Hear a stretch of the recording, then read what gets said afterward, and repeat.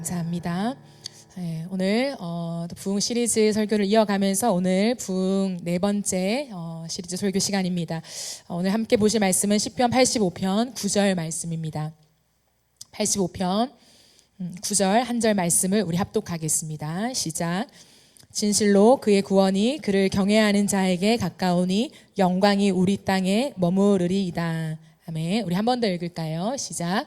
진실로 그의 구원이 그를 경외하는 자에게 가까우니 영광이 우리 땅에 머무르리이다. 아멘. 오늘은 경외라는 제목으로 함께 하나님 말씀을 나누도록 하겠습니다. 경외한다는 것이 무엇일까요? 경외.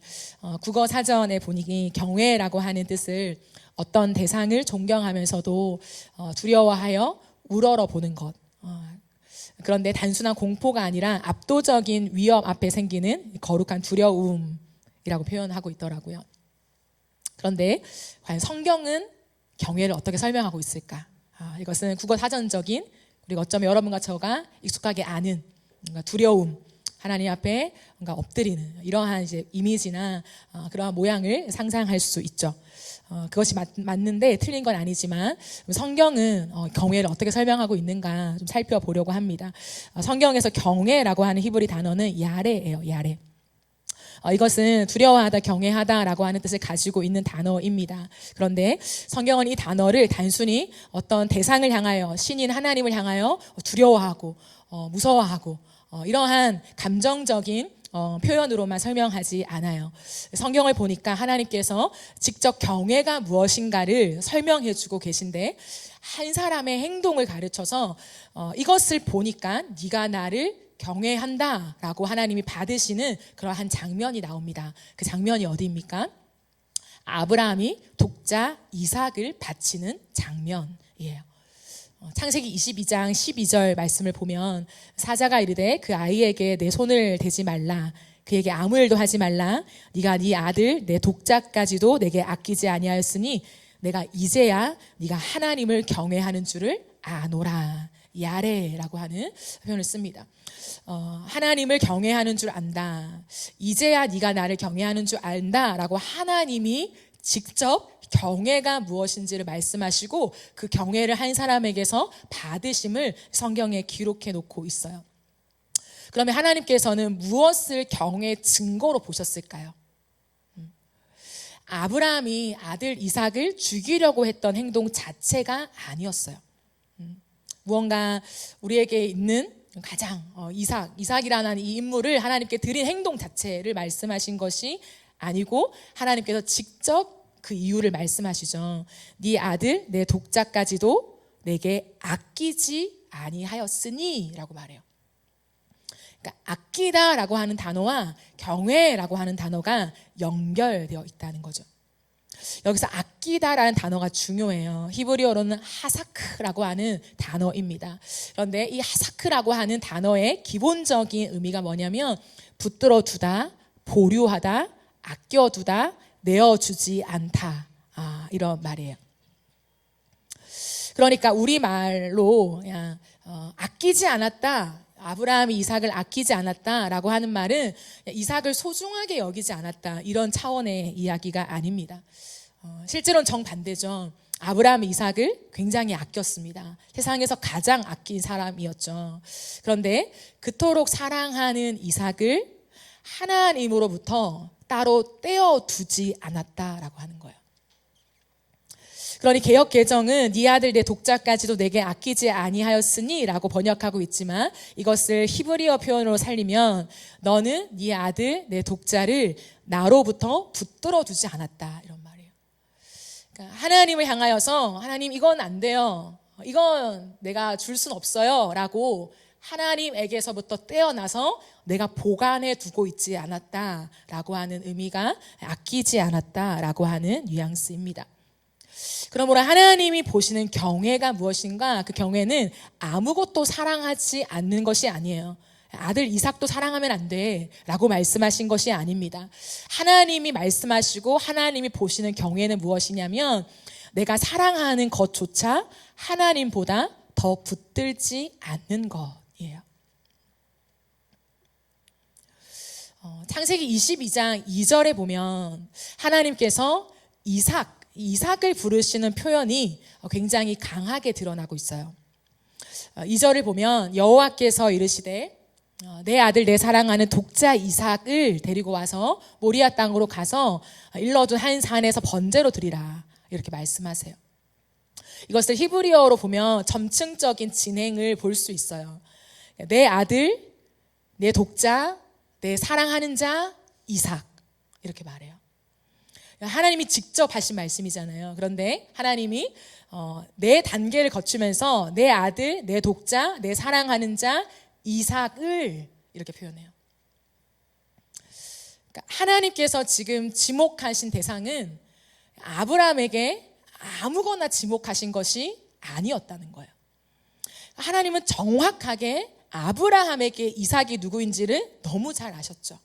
그리고 정확하게 아브라함에게 가장 소중한 그것을 정확하게 지목하셨어요.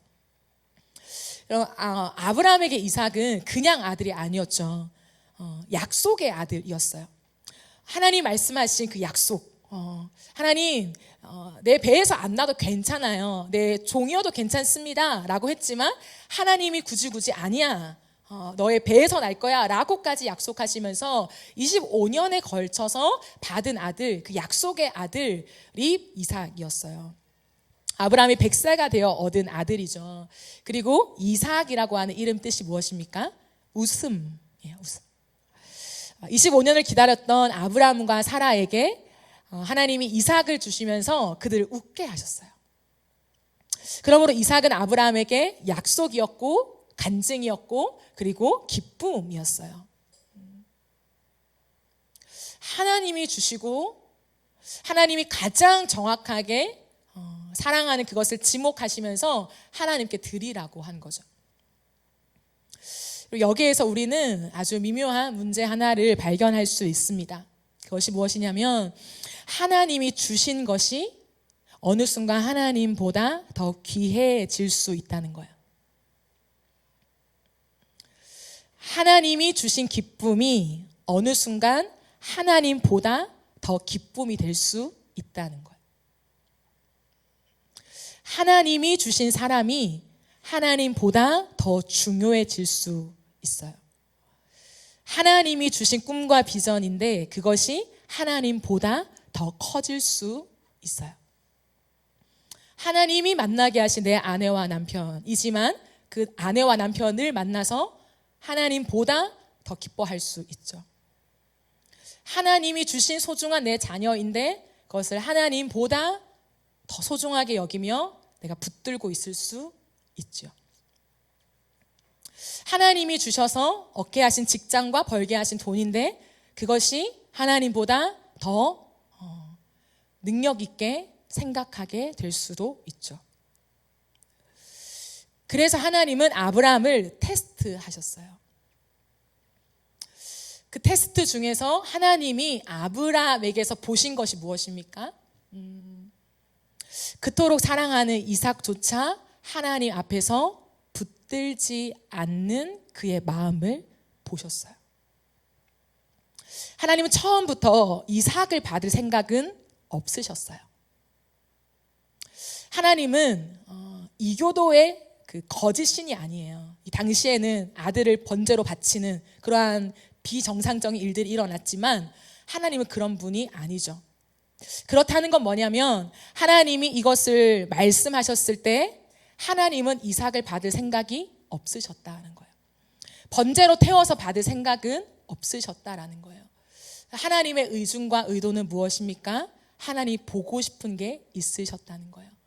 그리고 아브라함도 스스로 봐야 할 것이 있었다는 거죠. 그것이 이삭을 하나님보다 앞에 두고 있지 않은 그의 마음이었어요. 이것을 하나님은 내가 경외로 받는다라고 표현해요. 따라서 경외는 무엇일까요? 경외는 그냥 절대적인 신 앞에서 그 신의 존재, 현현, 그 신의 위엄을 인정하면서 두려워하고 무서워하면서 그냥 깨갱하고 있는 상태가 아니에요. 하나님이 정확하게 말씀하시는 경외는 하나님보다 더 귀한 것을 두지 않는 것이에요.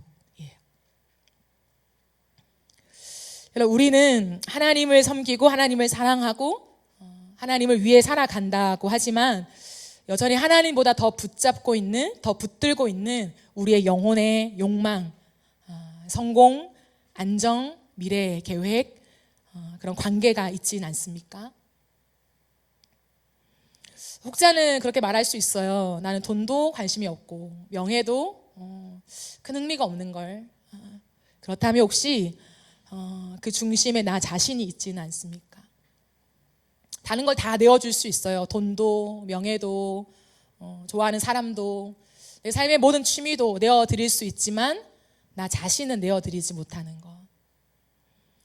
그래서 모든 것은 다 하나님 앞에 다 내어놓지만 하나님이 나에게 잘해주시지 않을 때는 그 모든 내 마음과 내 자존심과 내 체면과 내 기분과 감정을 끙 하고 붙잡아두고 하나님 앞에 내어드리지 못하는 상태를 살아가고 있지는 않습니까? 그것이 우리가 말하는 욕망, 돈, 사람, 인정, 그런 것이든 아니면 나 자신이든 그 무언가가 하나님 앞에서 내어드리지 못하는 영역이 있다면 그것은요, 지금 내 마음 가운데 가장 높은 자리에 앉아 있는 것입니다. 따라서 경외의 반대말이 뭘까요? 경외의 반대말은 단순히 하나님을 두려워하지 않는 기만이 아니에요. 경외의 반대는 하나님께 내어드릴 수 없는 대상이나 영역이 있는 것입니다. 하나님은 아브라함에게서 이삭을 빼앗기 위해서 이삭을 드리라고 한 것이 아니었어요. 오히려 이삭을 끝까지 아브라함 곁에 두시기 위해서, 그것도 기쁨으로 두시기 위해서 하나님이 이삭을 바치라고 하신 거예요. 아브라함의 마음에서 이삭이 이삭의 자리에 있을 때에만 이삭은 아브라함에게 끝까지 기쁨이 될 수 있어요. 그런데 이삭이 이삭의 자리를 떠나 하나님의 자리에 앉는 순간에 이삭은 어느 순간 더 이상 기쁨이 아니라 나를 누르는 대상이 될 수도 있습니다. 여러분, 하나님은 우리가 아무것도 사랑하기를 원치 않는 분이 아니에요. 너의 아들을 너무 끔찍하게 사랑한다, 좀 덜 사랑해야 돼 라고 말씀하시는 것이 아니에요. 너는 돈을 너무 사랑한다, 돈을 좀 덜 사랑해야 돼, 아니면 사랑하지 마 라고 말씀하시는 그런 차원이 아니에요.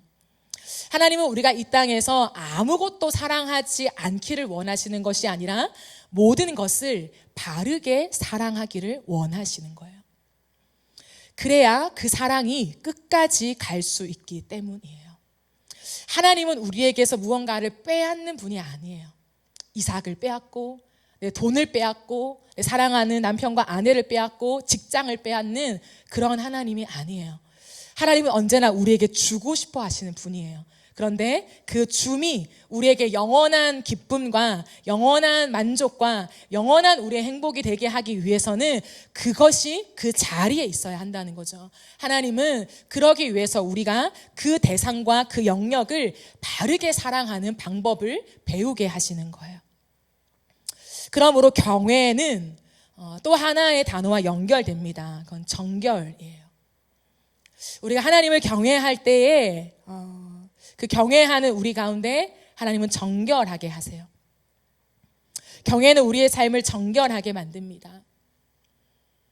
하나님을 가장 귀하게 여기기 시작할 때, 하나님보다 내 앞에 아무것도 두지 않기로 결정하며 그 삶을 살아가기 시작할 때 일어나는 일이 있어요. 그것이 삶의 질서가 바뀌는 거예요. 우리의 삶의 질서, 우선순위 있죠. 우리의 삶의 질서에서 무엇이 가장 위에 올라오게 될까요? 정결이에요. 정결.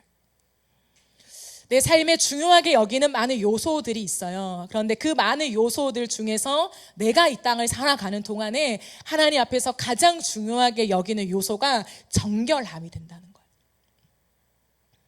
성경에서는 경외와 죄에서 떠나는 것을 반복해서 연결해 사용합니다.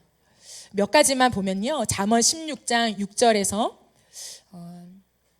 여호와를 경외함으로 말미암아 악에서 떠나게 되느니라 라고 말해요. 여호와를 경외하는 것과 악에서 떠나는 것을 연결해서 설명합니다. 욥기 1장 1절에 보면 욥이라는 사람을 성경은 이야기해요. 우스 땅에 욥이라 불리는 사람이 있었는데 그 사람은 온전하고 정직하여 하나님을 경외하며 악에서 떠난 자다. 출애굽기 20장 20절 말씀을 보면 하나님의 임하심은 너희를 시험하고 너희로 경외하여 범죄하지 않게 하려 하십니다. 그러니까 하나님을 경외하는 것과 죄를 짓지 않는 것, 범죄하지 않는 것이 연결되어 있다는 거예요. 여러분, 왜 하나님을 경외하며 죄에서 떠나게 될까요? 그 이유는 간단합니다. 하나님을 무서워해서가 아니에요. 너무 두려우니까. 죄 지으면 하나님 한 대 치실 것 같으니까. 내게 있는 모든 것들 언젠가는 빼앗아가고 무너지게 하실 것 같으니까 그것은 하나님을 대단히 오해하고 있는 거예요. 왜 하나님을 경외할 때 죄를 떠나게 되냐면 내 안에 하나님이 다시 가장 귀한 분이 되었기 때문이에요. 하나님이 가장 귀해지면 죄를 지을 수 없어요. 하나님이 가장 귀해지면 죄를 둘 수가 없어요. 하나님이 내 인생에 가장 앞에 계시면 그 죄가 있는 걸 견디지 못해요. 여러분, 이것은 단순히 우리가 도덕적으로 죄의 목록을 어느 하나도 어기지 않고 지킨다라는 뉘앙스가 아니라요. 우리는 죄를 지을 수는 있죠. 그런데요, 그걸 견디지 못하는 거예요. 그걸 지속할 수가 없는 거예요. 하나님 앞에 털어놓지 않으면 살아갈 수가 없게 되는 거예요. 그게 하나님을 가장 귀하게 여긴 자의 태도예요. 그래서 하나님을 경외하는 자는 정결을 가장 삶의 우선순위의 질서를 두면서 그 죄를 견딜 수 없는 마음으로 살아가게 돼요. 죄의 본질은 무엇이냐면 죄의 본질에는 언제나 질서의 전복이 있어요. 그 질서를 바꿔버리는 거예요. 하나님보다 내가 더 중요하게 되는 거. 그러므로 보세요. 하나님께서 이 말세의 징조를 얘기하시면서 말세에는 죄가 더 짙어질 것이다. 죄가 더 만연해질 것이다. 라고 말씀하실 때에 하나님이 가장 강력하게 말씀하신 게 무엇입니까? 이 마지막 때가 오면 사람들은 자기를 사랑하게 될 것이다. 근데 무엇보다 하나님보다 더. 하나님이 가장 강력하게 말씀하신 게 두 가지 있습니다. 이 땅에서 악이 관영할수록 악이 더 깊어질수록 자신을 사랑하게 되고 돈을 사랑하게 될 것이다 라고 말해요. 딱 두 가지를 말씀하세요. 하나님보다 어느 순간 내가 중요해져서 하나님 아래에 있던 내가 어느 순간 내 감정, 내 지식, 내 판단, 나의 어떠한 것들을 하나님이 온전하게 채워주시지 않을 때 내가 하나님보다 앞서게 되는 거예요. 하나님께 기분이 나쁜 거예요. 하나님을 원망하게 되는 거예요. 하나님을 오해하게 되는 거죠. 뿐만 아니라 하나님보다 내 욕망이 커지는 거예요. 하나님보다 돈이 더 커지는 거죠. 하나님보다 돈의 자리가 훨씬 더 앞서가게 되는 것입니다. 그리고 하나님보다 내 뜻이 더 중요해지게 됩니다. 하나님을 위한 꿈, 하나님을 위한 비전, 하나님 나라를 위한 설계, 그 모든 좋은 명목이 있지만 그럼에도 불구하고 그것들이 하나님보다 더 중요해지게 되는 거죠. 이것이 죄의 본질입니다. 그러므로 우리 인생 가운데 하나님을 경외하는 것이 회복되어질 때에 나타나는 현상이 뭐냐면 삶의 순서가 다시 돌아오기 시작한다라는 거예요. 다른 게 다 중요하죠. 많은 부분들이 중요하지만 그러나 그것과 비길 수 없을 만큼 내 인생에 가장 중요한 것이 정결이 되는 거예요. 하나님보다 위에 올려두었던 모든 것이 다시 제자리를 찾게 하는 것. 그것이 정결이라고 얘기합니다. 그러므로 정결은요, 사랑의 질서가 바로 잡히는 거예요. 경외는 단순한 감정의 강도가 아니라 사랑의 질서라는 거예요. 돈을 버리는 것이 아니라 돈이 하나님 자리를 차지하지 않는 것. 꿈을 버리는 것이 아니라 꿈이 하나님의 뜻보다 높아지지 않는 것. 사람을 사랑하지 않는 것이 아니라 그 사람을 하나님보다 더 붙들지 않는 것. 미래를 포기하는 것이 아니라 그 미래의 주인이 하나님이라는 것을 온전히 인정하는 것 말이죠. 그러므로 정결하다라고 하는 것은 단순히 우리의 인생 가운데 있는 내 삶에서 나쁜 거, 하나님이 좀 싫어하실 것 같은 몇 가지의 요소를 제거하는 것이 아니에요. 보니까 이것 조금 하나님 싫어하시는 거네. 이거 정리하고 제거하고. 단순히 그것을 성경은 정결이라고 말하지 않습니다. 정결은 하나님보다 높아진 모든 것을 다시 제자리로 두면서 질서를 바꾸는 거예요. 정확하게 사랑의 질서를. 그러므로 그 어떤 것도 하나님 아래에서 사랑하게 되는 거죠. 아브라함이 하나님 앞에서 경외한다라고 인정받게 된 것은 무엇이냐면 그 이삭을 끔찍히 사랑했어요.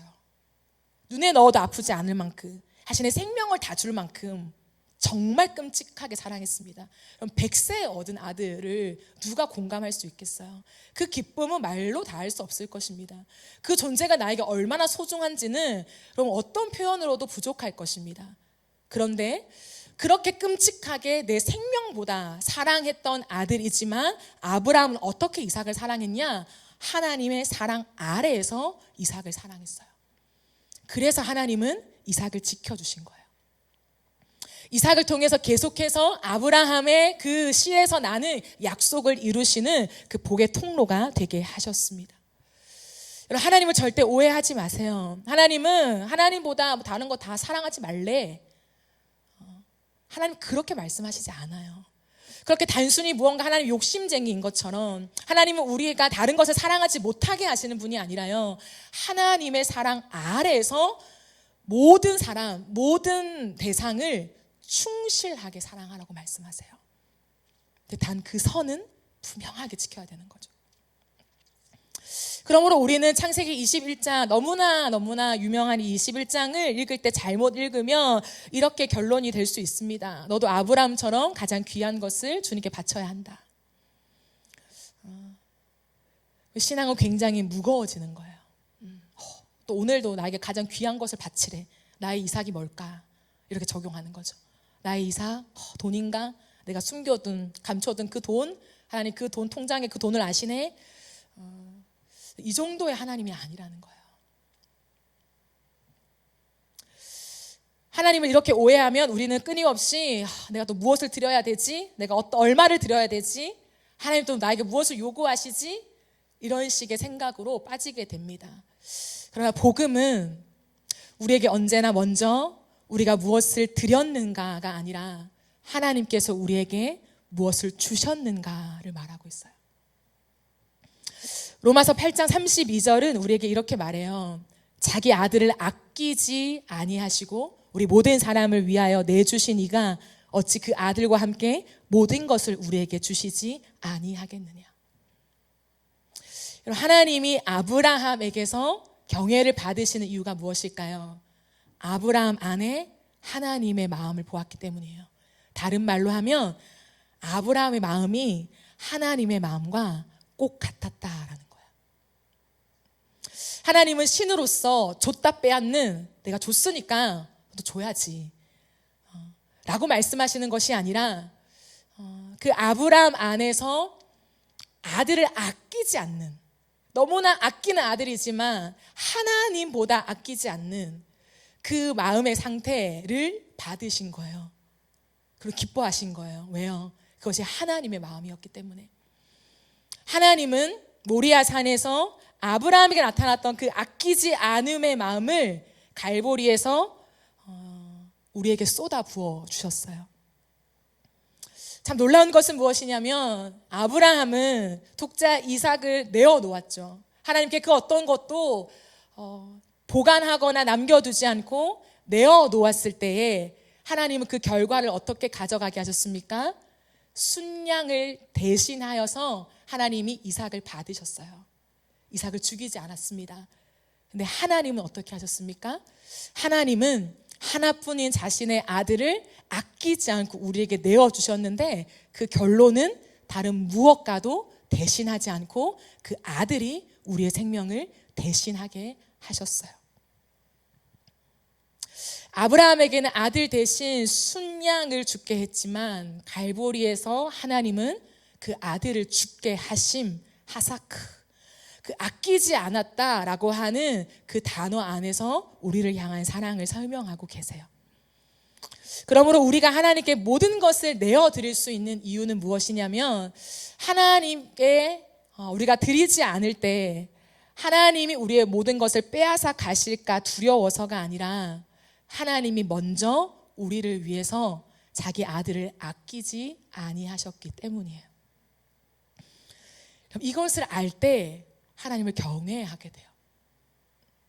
하나님을 두려워해서 마지못해 손을 펴는 것이 아니라 십자가를 바라보면서 하나님을 향하여 말하는 거예요.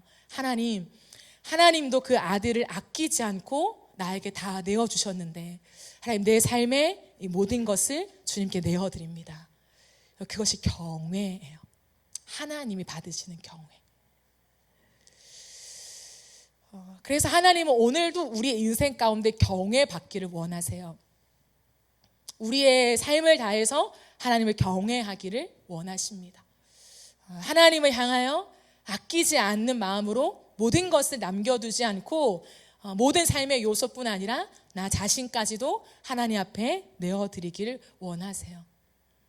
그런데 우리가 그렇게 하나님을 경외하고 우리의 삶의 사랑의 질서를 잡아서 우리가 정결하게 하나님보다 앞에 두지 않는 그 상태를 우리가 가지고 살아갈 때에 그런 건 충분하잖아요. 이미 하나님이 아끼지 않는 아들을 주셨고 우리 또한 그렇기 때문에 하나님께 반응하는 것뿐이지만 하나님이 우리에게 그 어떤 것도 줄 수 없는 최고의 선물을 주세요. 하나님은 언제나 주기를 원하시는 분이에요.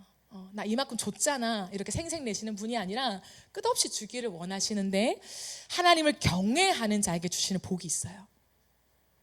하나님을 경외하는 자에게 주시는 그 복은 뭐냐면 하나님이 그 사람에게 하나님 자신을 주세요.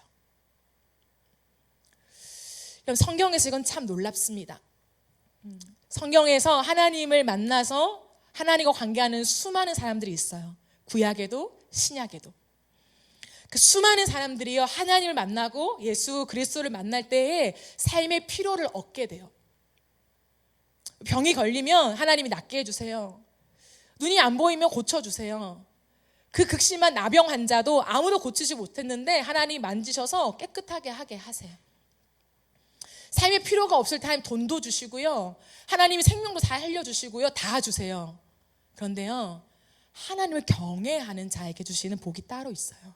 그것은 단순히 질병을 고쳐주시고 내 삶에 필요한 돈을 주시고 사람을 붙여주시고 능력을 주시고 기적을 일으키시는 정도가 아니라 그 사람에게는 하나님 자신을 주세요.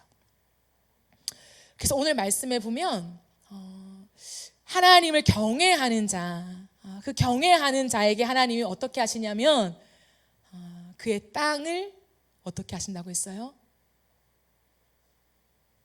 하나님이 그의 땅을 어떻게 하신다 했어요? 그의 땅에 영광을 주신다 하시죠. 하나님의 영광이 그의 땅에 임한다라고 말씀하시죠. 단순히 그 땅이 잘 되는 것이 아니라 하나님의 영광이 임한대요. 그 영광이 임하는 영광 카보드예요. 카보드. 카보드를 한국어로 한 단어로 말한다면 무게예요. 무게. 하나님의 무게가 그 땅 가운데 얹어지게 된다는 거예요. 여러분. 하나님의 무게로 거기를 앉아 계신다는 거예요. 여러분. 여러분 우리의 인생에 무거운 것이 있잖아요. 무거운 것이 있다가 없으면 어떡해요? 그것이 확실하게 티가 나요. 그것이 무겁다라는 거예요. 내 인생에 무거운 것이 있다가 없어지면 그것이 티가 나죠.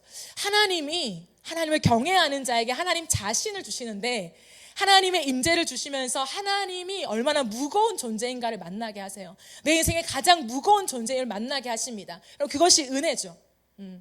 그런데 그 은혜의 조금 다른 방향은 뭐냐면 하나님이 내 인생에 너무나 소중하고 무거운 분으로 오시는데 그 주님이 내 인생에서 일어나시면 그 허한 마음을요 너무 잘 느끼게 된다는 거예요.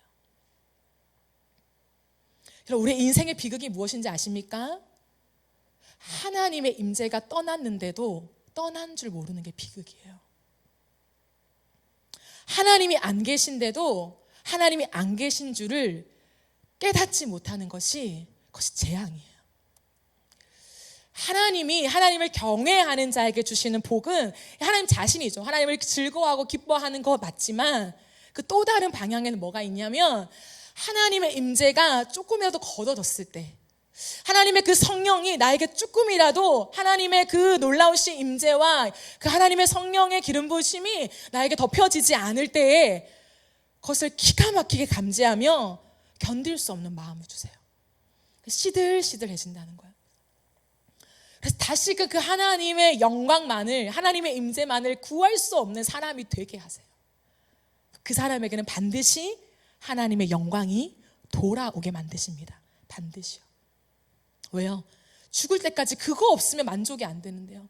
죽을 때까지 그거 없으면 시들시들해지는데요. 돈을 줘도 안 돼요. 그 사람에게는 명예를 줘도 안 돼요. 사람을 붙여줘도 안 돼요. 삶의 모든 배경을 다 갖다 줘도 안 돼요.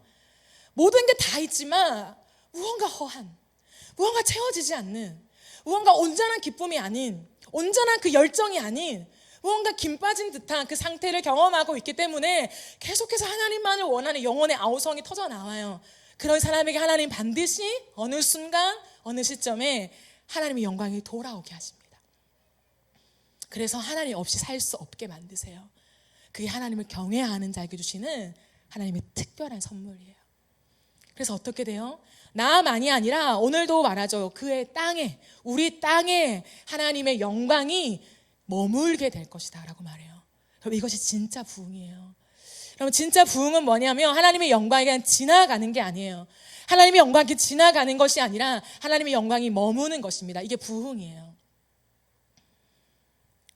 한 예배 가운데 어떠한 뜨겁게 하나님을 만나고 하나님의 임재를 경험하고 음성을 듣고 지나가는 거죠. 하나님 우리를 방문하시는 거잖아요. 근데 그 정도가 아니라 부흥은 계속해서 하나님의 영광이 내 삶에 머물러 있는 거예요. 머물러 있으면 어떡해요? 교회에서만이 아니죠. 내 속에서만이 아니죠. 내가 걸어가는 모든 영역에서 하나님의 머무는 임재가 나타나게 되는 거예요. 그럼 찰스 피니를 아십니까? 찰스 피니라는 사람이요. 하나님의 임재 가운데 사로잡혀 있었어요. 그 하나님의 임재가 정말 그를 압도했습니다. 그게 부흥이죠. 자기 안에 일어난 부흥이에요. 그런데 그 부흥은 자기만 있는 것이 아니라 그냥 공장을 지나갔어요. 어떤 집회가 아니라.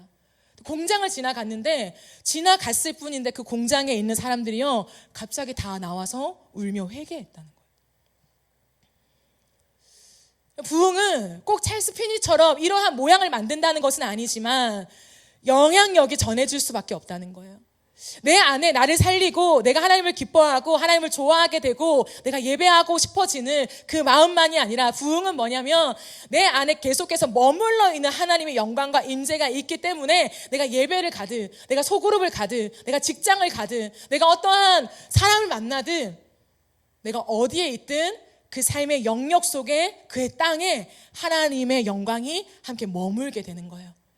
그런 사람 보셨습니까? 내가 메말라 있어요. 회복이 안 돼요. 근데 누군가를 만나는 그 자리, 대화 속에서만큼은 무언가 그래도 눈물도 나고 살아나는 것 같은 느낌을 경험하기도 해요. 그 사람의 그 뜨거운 부흥의 열기가 내 영혼을 건드리기 시작한다는 거예요. 그 은혜 가운데 하나님은요, 또 다른 사람과 또 다른 공동체를 살리길 원하신다는 거예요. 이게 부흥의 확산이죠. 계속해서 생명이 생명을 낳게 되는 이 확장과 확산의 역사가 일어나게 되는 것입니다. 누구에게요? 하나님을 경외하는 사람에게요. 그러므로 여러분, 우리가 이 시대 가운데 8월 한 달 동안에 제가 부흥을 얘기하지만 부흥을 어떻게 하면 이룰 수 있을까요? 부흥이 뭘까요? 부흥을 거리는 것이 아니라 진짜 하나님 말씀하시는 그 핵심을 여러분과 나누고 싶은 거예요. 그것은 뭐냐면 하나님을 경외함을 다시 회복해야 한다는 거예요. 우리의 인생 가운데 여러 가지 말씀과 찬양과 기도와 헌금과 하나님을 위해 살아가는 갖가지 우리의 삶의 모양이 있지만 그 가운데 하나님이 없는 것과 같은 삶을 살아가고 있다면 그 부분들을 우리가 하나님 앞에 다시 한번 점검해야 합니다. 제가 이번 한 주 동안에 누군가와 교제할 때에 그들이 했던 말이 있어요. 찬양도 하고 말씀도 읽고 하나님을 위해서 일하고 있지만 하나님 없이 너무나 잘 살아왔습니다 라는 고백이었어요. 이게 뭔지 알아요? 매일 큐티를 해요. 아침마다 열심히 해요. 깨달음이 있어요. 그리고 옆에 사람과 나눠요. 부부랑 나눠요. 공동체 사람들과 나눠요. 하나님이 이런 깨달음을 주셨어. 하나님이 이런 말씀을 주셔서 나눠요. 기도도 해요. 예배도 안 빠지고 참석해요. 그런데 하나님 없이 살아왔다고 고백하는 게 뭔지 아세요? 왜 그럴 수 있단 말이에요. 우리가 예배를 드리지만 이 자리에 와서도 우리가 순서에 맞춰 찬양하고 기도하고 설교를 듣고 그 이후에 또다시 하나님께 올려드리는 반응들이 있을 수 있지만, 그런데도 그 모든 행위를 하고 있지만 하나님을 진짜 보지 못하고 떠나갈 때가 있다고요. 우리가 함께 살아도 옆 사람이랑 같이 밥을 먹고 대화를 해도 근데 멀어진 것 같은 느낌이 들 때가 있죠. 왜일까요? 그 사람과 내 마음이 꼭 같지 않을 때. 하나님 말씀하시는 경외는 단순히 날 두려워해, 나는 신이야, 너희는 창조주 앞에서 피조물이야 라고 말씀하시는 것이 아니라 하나님이 아끼지 않는 아들을 내어주신 그 마음처럼 우리가 하나님을 향하여 아끼지 않고 하나님을 가장 귀한 분을 여기는 그 마음이 만나는 자리, 그게 하나님이 받으시는 경외의 자리예요. 그러기에 하나님의 마음과 내 마음이 꼭 맞아서 그 아끼지 않음이 무엇인지를 아는, 하나님보다 서로보다 더 귀한 것이 없는 것이 무엇인지를 아는 그 자리 가운데 하나님이 샤켄, 오늘 말씀하신 내 영광이 그 땅에 머물 것이다, 그 샤켄이라는 말을 주시면서 그것을 뭐라고 하냐면 예배라고 해요. 출애굽기에 보면은 하나님께서 성막을 지어라고 말씀하시면서 그 성막 가운데 내가 결국에 샤켄 하겠다, 동일한 말씀이에요. 오늘 본문과 출애굽기에 있는 그 원어가 동일하다고요. 하나님이 결국에 성막을 짓고 완성된 다음에 출애굽 40장에 보면 구름 가운데 하나님이 샤켄 하십니다. 내가 여기에 머무른다 라고 말씀하세요. 그러면서 그것을 예배라고 말씀하신다고. 하나님이 오늘도 진짜 예배를 받기 원하십니다. 왜냐하면 하나님은 예배 받기 위해 사람을 창조하셨거든요. 하나님은 우리에게 찬송이 되라고 우리를 창조하신 것입니다. 하나님이 누구신지를 알고 주님을 향하여 마땅한 인정과 반응과 선포를 하는 그 예배, 하나님을 하나님 자리에 올려드리며 그분을 경배하는 진짜 예배자로 우리를 창조하셨어요. 그래서 그 진정한 예배를 하나님 오늘도 받으시길 원하여서, 인간적인 표현이긴 하지만 헐떡이시는 분이에요. 굉장히 제한된 표현이긴 하지만 하나님도 인격으로 표현하시기 때문에 하나님도 목마름이 있으시다고요. 하나님도 이 온 땅을 두루 살피면서 하나님도 오늘도 목말라 하시는, 채워지지 않는 것이 있다면 예배라는 거예요. 수많은 예배가 드려지고 있지만 하나님을 찾으시는 예배가 있습니다. 그것이 하나님과 우리의 마음이 만나는, 단순히 하나님을 좋아해요가 아니라 아들을 아끼지 않고 내어주신 그 마음과 우리의 마음이 꼭 맞는 그 자리, 하나님만이 가장 앞에 있는 그 자리, 하나님만이 가장 귀한 자리에 서 있는 그 자리에 그 마음의 예배를 하나님 오늘 찾으세요. 그래서 우리가 너무나 잘 아는 말라기서에서 주님 말씀하시잖아요. 다시 한번 그들이 포로에서 돌아와서 하나님을 향한 수없이 많은 예배의 장비와 예배 요소와 모든 구성들을 다 갖추고 하나님을 예배했지만 하나님 뭐라고 말씀하십니까? 나는 그 어이들이 주는 그 번제물이 너무나 무겁다, 너무나 역겹다, 듣기가 너무나 힘들다, 누군가가 저 예배의 문을 닫았으면 좋겠다 라고 말씀하시죠. 하나님은 예배라고 해서 다 받으시는 것이 아니라 그 예배 가운데 하나님이 받으시는 마음이 있다는 거예요. 그래서 오늘도 주님은 하나님을 경외하는 자에게 하나님의 임재로 샤켄 하시며 그 예배를 받으세요. 여러분의 인생 가운데, 여러분의 삶의 자리 가운데 샤켄, 그 샤칸 그 하시는 하나님의 그 임재가 있으십니까?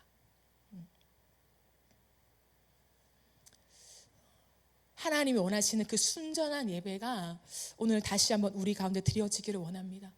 그 예배자는요, 하나님 없이는 살아갈 수 없어요. 그래서 하나님이 인생에 가장 무거우신 분이 되는 거예요. 그래서 죄를 짓더라도 괴로워서 견딜 수가 없는 거예요. 오늘 말하는 것처럼, 오늘 우리가 고백하는 것처럼 하나님의 능력이 없으면 나는 한순간도 살 수 없고 아무것도 못합니다 하는 고백을 하며 울게 되는 거예요. 그 의미가 무엇인지 아는 거죠. 그러므로 사도 바울도 사도행전 20장 24절에 보면 이렇게 말해요. 나의 달려갈 길과 주 예수께 받은 사명 곧 하나님의 은혜의 복음을 증거하는 것에 있어서는 나의 생명을 조금도 귀한 것으로 여기지 않겠노라. 하나님이 너무나 하나님 마음에 드는 사람들, 그 사람들을 성경에 적어두셨는데 그 사람들의 모습을 보면 기가 막히게 똑같아요. 하나님보다 그 어떤 것도 귀하지 않는 것. 여러분, 사도 바울이라고 자기 생명이 안 귀하겠어요? 자기 생명이 안 귀한 사람이 어디 있습니까? 자기 생명이 제일 귀하지. 죽으면 끝인데. 그럼에도 불구하고 사도 바울은 하나님의 그 복음을 증거하는 사명이라고 하지만 그것은 일이 아니에요. 일이 아니라 나를 만나주신, 아들을 아끼지 않고 나에게 모든 것을 다 내어주신, 다 감추지 않고 남겨두지 않고 가장 귀한 것을 꺼내면서 내 인생을 선대해 주신 그 아버지의 사랑이 나를 향해 있고 그 복음이 나를 살렸기 때문에 그 복음을 증거하는, 이 복음을 전하고 이 복음이 무엇인가를 말해주는 것에 있어서는 나도 아낄 수가 없다. 왜요? 이 복음은 하나님의 것이잖아요. 하나님의 복음 자체가 아까워하지 않는 건데, 가장 귀한 자기 자신을 아까워하지 않고 내어주신 건데, 내가 그 복음을 전하면서 내가 남겨둔다? 내가 아까워하고 있다? 내가 다른 것을 붙잡고 있다? 그래서 복음을 전한다는 것은 진짜 복음을 전하는 것이 아니다, 그 말을 하는 거예요. 그러므로 그 복음을 전하는 일에 있어서만큼은 내 생명을 조금도 귀한 것으로 여기지 않고 내 생명보다 그 복음을 앞에 두면서, 여러분, 복음은 이런 것입니다. 복음은 하나님이 자기의 가장 귀한 아들도 우리에게 아끼지 않고 내어주신 거예요. 우리를 어떻게 못 살게 굴거나 우리를 막으시는 것이 아니라 우리에게 주고 싶으신 분이에요. 다 주셨어요. 다 주셨습니다. 그거 복음 전하기 위해서 내 생명을 조금도 귀한 것으로 여기지 않겠다 고백하는 거예요. 그래서 하나님이 바울을 좋아하셨죠. 똑같아요. 말씀을 정리하겠습니다. 하나님이 다윗을 예배자로서 진짜 좋아하시잖아요. 내 마음에 꼭 맞는 사람이다 라고 극찬을 하셨잖아요. 왜 그러셨을까요? 다윗은 진짜 하면 안 되는 짓을 했잖아요. 밧세바를 범하면서 하나님 앞에 진짜 할 수 없는 행동을 했어요. 하나님을 사랑한다는 사람이 어떻게 이렇게 할 정도의 그 죄를 지었잖아요. 그런데 하나님이 자신의 죄를 조명해 주셨을 때에 다윗이 하나님을 향하여 기도한 고백을 들어보세요. 하나님, 부끄럽습니다. 하나님, 들통이 났네요. 뭐 어쩌겠어요. 어떠한 인간의 말도 없어요. 다윗이 하나님을 향하여 시편 51편에 보면 그 절박한 그 영혼의 그 주린, 진짜 그 뼈 앙상한 그 고백으로 하나님을 향하여 이렇게 고백해요. 주님, 나에게서 주의 성령을 거두지 마십시오. 여러분, 이 고백이 어떠한 고백인 줄 아세요? 그냥 잘못했습니다. 하나님, 제가 왕자를 더 깨끗하게 지킬게요. 이런 수준의 그런 기도가 아니에요. 주님, 주의 성령을 거두지 마십시오. 잘못했습니다. 근데 주의 성령만은 거두지 마십시오. 이게 뭐예요? 하나님의 존재예요. 하나님, 날 두고 가지 마세요. 하나님, 제가 너무 잘못했어요. 그러니까 하나님, 저를 떠나지 마세요. 하나님 없으면 이 왕좌, 이 모든 이 나라의 지도력 아무것도 아니에요. 그 주님의 성령이 떠나시면 저는 아무것도 아니에요. 저는 할 수가 없어요. 살 수가 없어요. 의미가 없어요. 제발 저에게 성령을 거두지 마세요. 그리고 말하죠. 주님, 그 구원의 즐거움을 회복해 주세요. 당신이 나를 성령으로 찾아오셔서 예수 그리스도를 만나게 하셨잖아요. 다윗은 성령으로 예수 그리스도를 본 사람이었어요. 그 예수 그리스도, 그 구원, 그 주님을 보았던 즐거움, 그 즐거움을 다시 회복시켜 주세요. 나는 그걸로 사는 사람입니다. 그것이어야만 나는 기쁠 수 있는 사람입니다. 그것 없으면 나는 모든 왕자를 갖고 있어도 나는 가장 가난하고 나는 가장 메마른 사람입니다. 여러분, 이 고백을 하고 있는 거예요. 그래서 주님이 다윗을 여전히 가장 기뻐하시며 다윗의 예배를 오늘도 추억하시며 오늘 이 많은 예배가 드려지고 있음에도 불구하고 그 다윗의 장막의 예배를 하나님 그리워하고 계신 거예요. 누구 없냐? 그 다윗의 심장과 같이 그 심장을 가진 예배자가 어디 없냐? 죄를 짓지 않은 깨끗함을 말씀하시는 것이 아니라 주의 성령이 떠날까봐 온 생명을 다해 주님께 부르짖는 그 기도의 중심을 하나님 보시는 것입니다. 오늘 그 중심이 우리 가운데 있기를 원하고 우리의 그 고백 속에 오히려 더 큰 죄를 지어서 주님 앞에 고개도 들 수 없는 우리의 연약하고 우리의 완악한 이 마음 가운데 주님의 샤켄, 쉐키나 그 영광으로 임하시는 은혜가 저와 여러분 가운데 있기를 예수님의 이름으로 축복합니다. 우리 이 시간 함께 찬양하며 나아갑시다. 주 예수보다 더 귀한 것은 없네. 세상 즐거움 다 버리고 세상 자랑 다 버렸네. 세상 즐거움 자랑이 아니라면 내 자신을 다 버립니다. 주 예수보다 더 귀한 것은 없습니다. 우리 찬양 함께 고백하며 나아갑시다.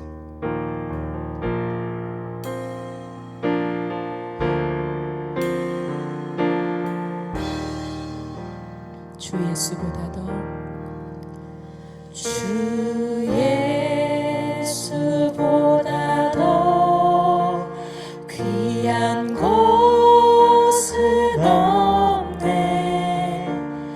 이 세상 부귀와 바꿀 수 없네. 영주를 내 대신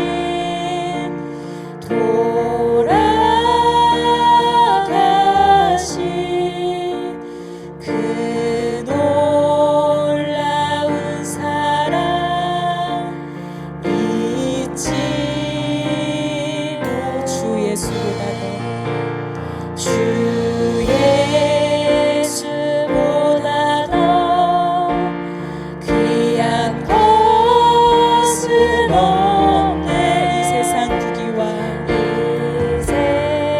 세상 부귀와 바꿀 수 없네. 영주를 내 대신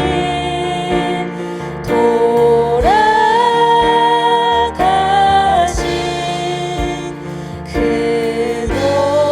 놀라운 사랑 잊지 못해. 세상 즐거움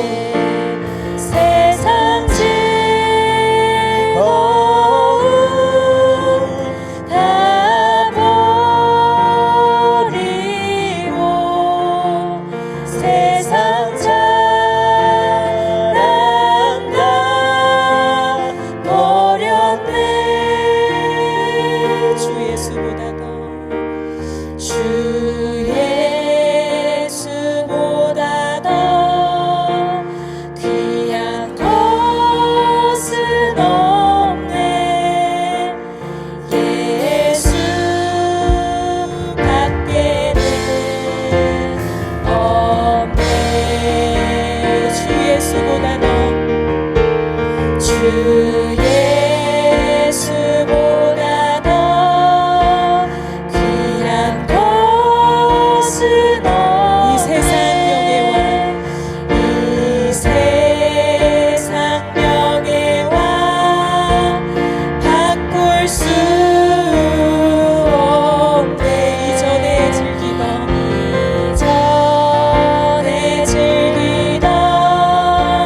세상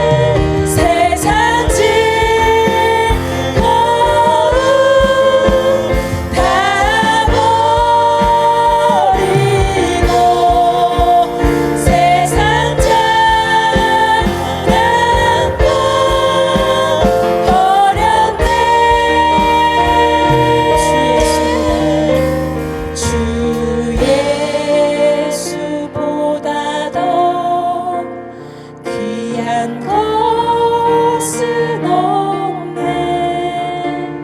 예수 밖에는 예수 밖에는 예수 밖에는 없네. 우리 이 시간 들은 말씀 기억하며 기도합시다. 하나님, 진실로 주님을 경외하는 자가 되기를 원합니다. 하나님 앞에 그 어떤 것도 더 큰 무게로 두지 않고 더 귀한 것으로 두지 않고 하나님 앞에서 그 어떤 것도 붙잡아 주지 않는 그 경외함을 주께 드리길 원합니다.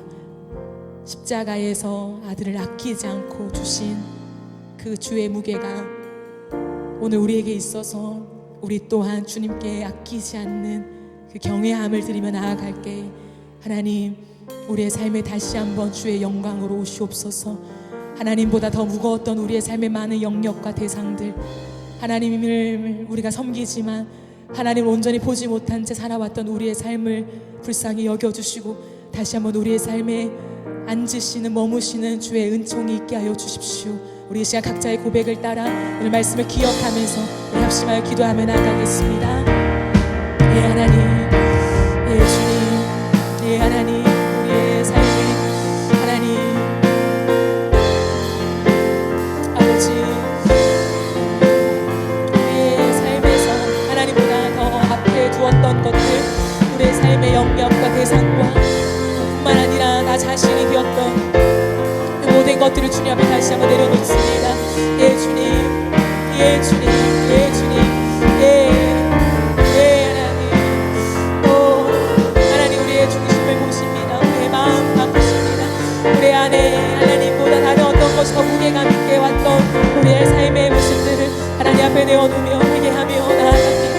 주님, 예 주님, 하나님을 바라보며 하나님을 생각할 때 그 어떤 것을 붙잡아 두지 않는, 아끼지 않는 하나님의 이삭을 아끼지 않았으니 이제야 네가 나를 경외하는 줄 알미라. 이제야 네가 나를 경외하는 줄 알미라. 하나님, 이 고백이 하나님 정말 우리의 인생 가운데 주어지기를 원합니다. 예 주님, 예 하나님, 우리의 인생 가운데 너무나 하나님보다 더 하나님 주신 것들을 귀하게 여겼던 것들, 하나님이 주신 하나님 그 복들을 하나님보다 더 귀하게 여겼던 것들, 하나님이 주신 이삭이었습니다. 하나님이 주신 아들이었습니다. 하나님이 주신 것들이었습니다. 그러나 그것을 하나님보다 더 귀하게 여겼던 우리의 인생이 있습니까? 예 주님, 다시 한번 우리에게 오셔서 예 하나님 말씀을 도와주시며 아버지요 하나님 말씀에 예 주님, 예 하나님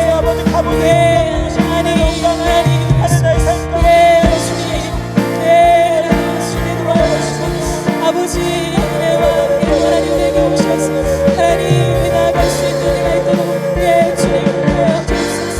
예 우리 이제 한 가지 더 기도하며 나아갑시다. 사랑하는 여러분, 우리가 하나님을 섬기면서 하나님의 영광으로 임하시는 그 하나님이 우리를 찾아오시면서 주님을 만나는 경험을 반드시 해야 합니다. 그 어떤 것과도 비교할 수 없는, 간접적으로 주님을 만나는 것이 아니라 하나님의 영광으로 만나는 그 경험들이 우리 안에 있어야 합니다. 우리의 인생 가운데 하나님을 경외하고 우리의 삶의 질서 가운데 가장 우선순위에 정결함을 두며 우리가 그 깨끗해진 그 상태로 나아갈 때에 하나님이 우리 가운데 오실 것입니다. 다윗이 고백한 것처럼 주의 성령을 거두지 마십시오 라고 절박하게 고백했을 수 있는 이유는 뭐냐면 하나님의 영광을 보았던 사람이기 때문이에요. 주의 성령을 경험했던 사람이기 때문입니다. 그 무거운 성령이 떠나가심 속에서 정말 아무것도 할 수 없는 자신의 비참함을 발견했을 때 하나님을 향하여 주의 성령을 거두지 마십시오라고 고백할 수밖에 없는 것입니다. 하나님, 우리의 인생에 하나님 정말 앉으시는 하나님의 영광의 무게를 경험하게 하여 주옵소서. 하나님의 인재를 경험하게 하여 주시옵소서. 주님, 우리를 만나 주시옵소서. 우리의 빈약한 인생을 주님 손에 올려드리며 우리 한 번 더 기도하며 나가겠습니다.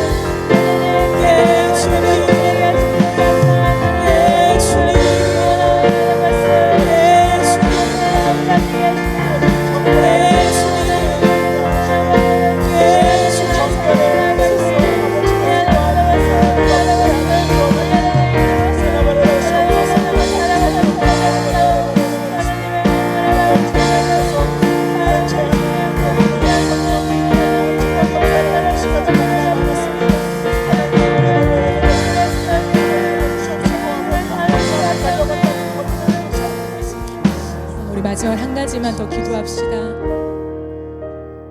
기도할 때에 우리의 인생 가운데 진실로 하나님보다 앞에 두고 있는 것들을 하나님이 철저하게 깨닫게 해주시며, 정말 broken heart, 하나님 그 깨어진 마음 가운데 하나님 앞에 나아가지 않고는 견딜 수 없는 마음이 있게 하여 주시옵소서.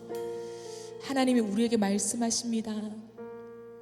얘야, 예배를 너의 힘으로 드릴 수 있는 것 같으냐? 우리의 힘으로 예배 오고, 우리의 힘으로 예배를 섬기고, 우리의 힘으로 설교하고, 우리의 힘으로 할 수 있다고 생각하며 드려왔던 우리의 예배를 회개합시다. 한 곡 한 곡마다 기도로 준비하지 못한, 예배 드리기 전에 기도로 이 예배를 받으시기를, 예배를 인도해 주시기를 구하지 못했던,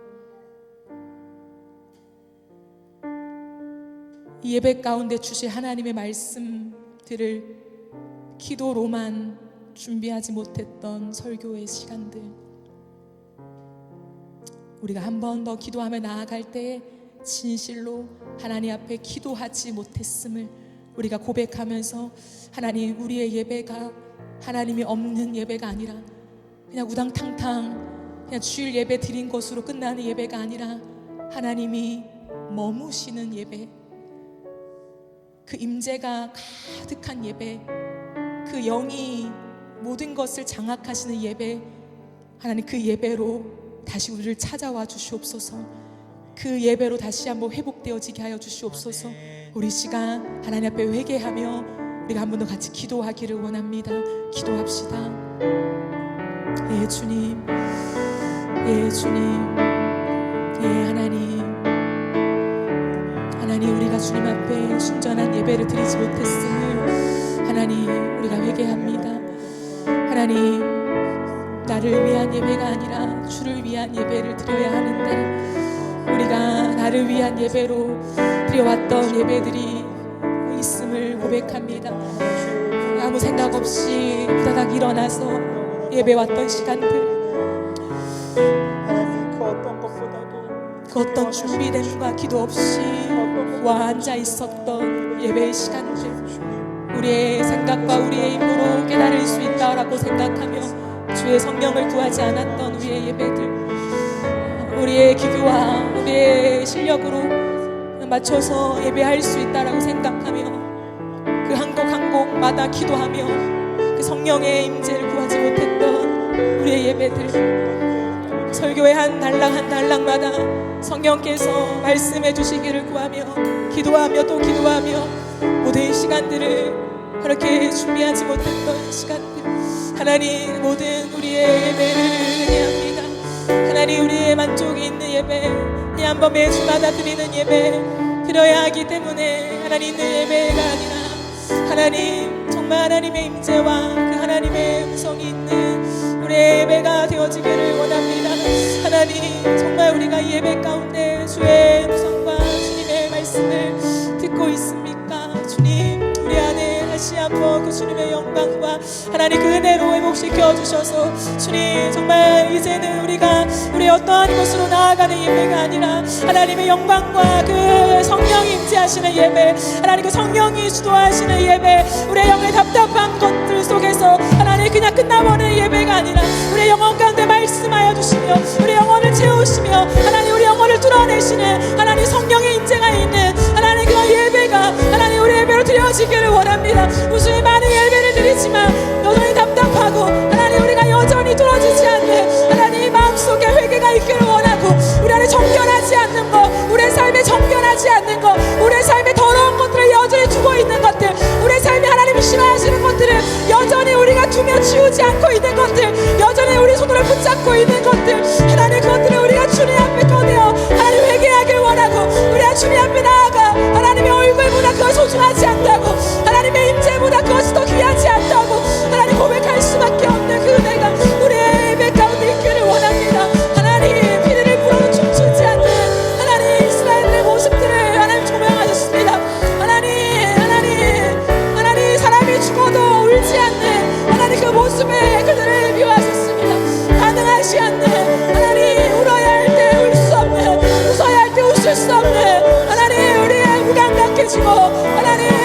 굳어진 곳들을 다시 한번 우리가 주님 앞에 우리의 죄악들을 회개하며 하나님보다 더 사랑하며 하나님보다 지고 있었던 수많은 하나님 핸드폰과 미디어와 각종 중독들과 하나님보다 더 사랑하며 훔쳐왔던 우리의 생각과 눈과 귀를 장악하고 있었던 이 세상의 문화와 세상 사람들의 말과 하나님 그런 인스타와 릴스와 수없이 많은 사람들의 이야기거리가 하나님보다 우리의 것들을 가득 채우고 있던 우리의 삶을 우리가 회개하며 나아갑니다.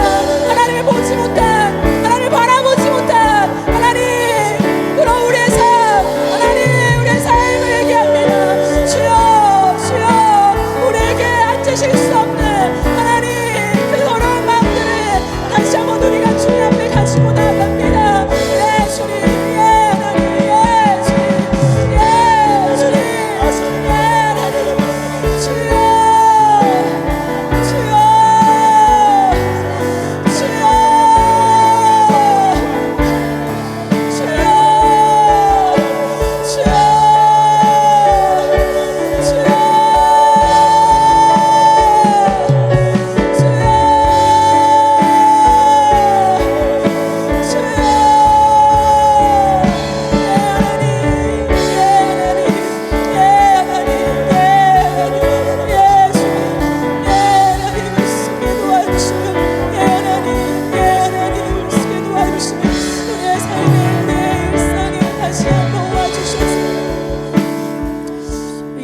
마지막으로 한 가지만 더 기도합시다.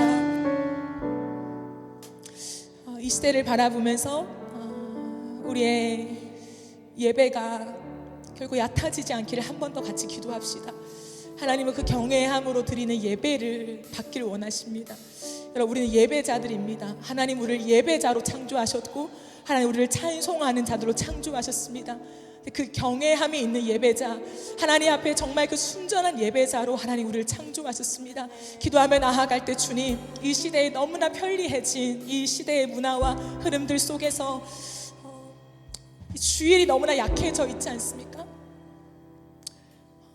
모든 날이 다 하나님을 예배하는 거지 뭐 라고 생각하며 구별되어야 되는 주일이 구별되지 않는 우리의 모습들, 예배 드리면 다 했다라고 생각하는 우리의 모습들,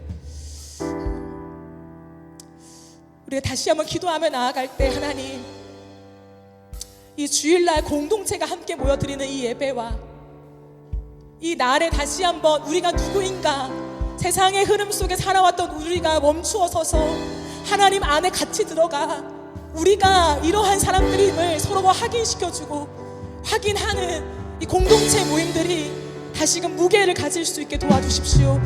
이 하루가 정말 하나님 앞에서의 충실한 하루가 되어질 때에 우리의 인생의 삶의 질서가 바르게 잡힐 줄 믿습니다. 하나님 우리의 이 모든 예배 가운데 다시 한번 하나님 주님을 중심에 두며 순전한 예배로 회복되어지며 이 예배 가운데 하나님이 머무시는 예배가 되기를 같이 기도하며 일어서는 우리가 되게 하여 주십시오. 예배를 온전히 준비하지 못했다면, 이 주일 예배를 우리가 온전하게 준비하지 못한 삶으로 지속해 왔다면 우리가 그 마음들과 그 삶들을 회개합시다. 내가 준비하지 못하고 예배를 드렸습니다. 반복해서 예배를 드렸습니다. 이 예배를 기대하지 못했습니다. 이 예배 가운데 주신 말씀을 소중하게 여기지 못했습니다. 예배가 끝나면 그 모든 것이 다 휘발되었습니다. 우리가 다시 한번 나의 주일 예배가, 그 공동체 예배가 어떠했는지를 돌아보면서 하나님 앞에 이 예배를 올려드리면서 우리 마지막으로 함께 기도하겠습니다. 네 하나님, 우리가 다시 한번 이 예배를 하나님 앞에 올려드리며 우리를 돌아보며 기도하며 나아갑니다. 네 하나님, 우리에게 주시는 공동체 예배가, 우리에게 주시는 이 주일이 하나님 앞에서 일주일간 삶을 살아갔던 그 삶을 멈추고 다시 한번 하나님 앞에서 우리가 누구인가를 확인하며 서로를 확인시켜주는 하나님 그러한 주일이 되어야 하는데, 우리가 정말 하나님 그 삶으로, 그 시간들로 우리가 하나님의 충실하게 가져가고 있는 것 같습니까? 하나님, 너무나 편리한 시대 속에서 예배를 드리면 괜찮다라고 생각하는 이 시대 속에서 다시 한번 이 한 날의 무게를 가져오기를 원합니다. 하나님이 공동체 예배, 교회 예배를 말씀하시며 이 한 날에 우리가 우리가 함께 모여서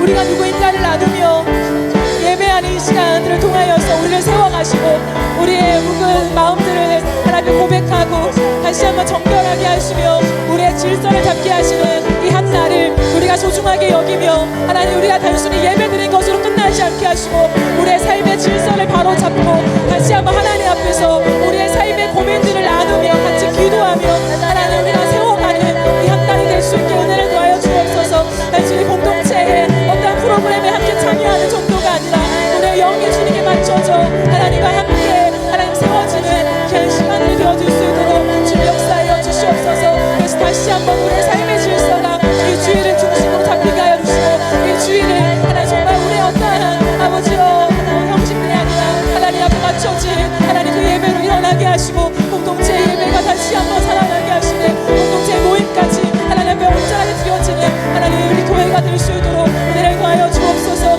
그래서 다시 한번 아버지여 우리의 삶의 아버지 정확한 우선순위를 통하여서 하나님 그 아버지 우리가 주님으로 인하여 즐거워하는 그 삶의 깨끗함과 가벼움과 기쁨이 우리에게 되돌아올 수 있도록 예수의 이름으로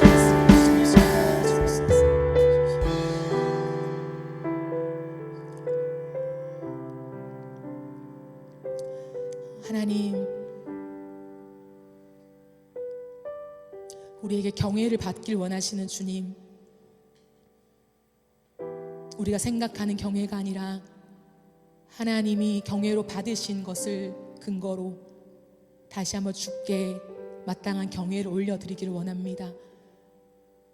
단순히 하나님을 두려워해서가 아니라 하나님보다 더 귀한 것을 두지 않음으로 하나님을 사랑하는 그 경외함의 예배를 드리게 하여 주실 때에 우리를 정결하게 해주시고 다시 한번 깨끗하게 하여 주시고 우리 영혼에 주님의 영으로 머물러 주십시오. 주님이 우리를 떠나시는 것을 두려워하게 하시고 떠나셔도 감각 없는 자 되지 않게 하시고 그 주의 부재와 주의 떠나심이 너무나 고통스러워 견딜 수 없는 마음, 시들어 가더라도 목말라 죽어 가더라도 어쩔 수 없는 우리 영의 상태로 주님 앞에 머물 수밖에 없을 때에 하나님이 더 깊은 해갈과 생명으로 우리에게 되찾아오게 하실 그 주의 임재를 기다립니다. 하나님 우리를 만나주시고 다시 한번 주의 영으로 채워주시며 우리의 영혼의 생명을 허락하여 주셔서 주로 인하여 다시 사는 은혜가 있게 하여 주시옵소서. 하나님 이 시대 가운데 진정한 예배를 받기를 원하시는 하나님, 하나님이 원하시는 그 예배가 드려지는 곳이 이곳이 되기를 원합니다. 우리의 마음과 우리의 공동체 예배를 다시 한번 새롭게 하여 주시고 순전한 마음을 가지고 하나님 한 분만을 남기는 예배가 되게 할 때에 주님 이 예배 가운데 놀라운 성령의 역사가 나타나게 하시고 우리의 깨어진 마음이 회복되어지며 다시 한번 주를 위하여 살 수밖에 없는, 주님을 위해 따라가는 길을 영광스럽게 여길 수밖에 없는 그 부르심을 발견할 수 있는 우리의 예배가 될 수 있게 축복하여 주옵소서. 우리가 예배를 끝나고 함께 모여 나누는 공동체 모임 가운데서도 하나님이 역사하여 주셔서 섞여져 있던 우리의 삶의 질서를 다시 한번 바로 세우는 시간들 되어지게 하시고 단순히 서로와 서로의 이야기를 나누는 시간을 넘어 우리가 누구인지 그 말씀에 근거하여서 서로를 바르게 세워줄 수 있는 귀한 공동체의 나눔이 될 수 있도록 우리 모든 공동체의 모임 가운데 주님 함께하여 주시옵소서. 그렇게 하실 주님 감사와 영광을 올려드리며 살아계신 예수님의 이름으로 기도합니다. 아멘.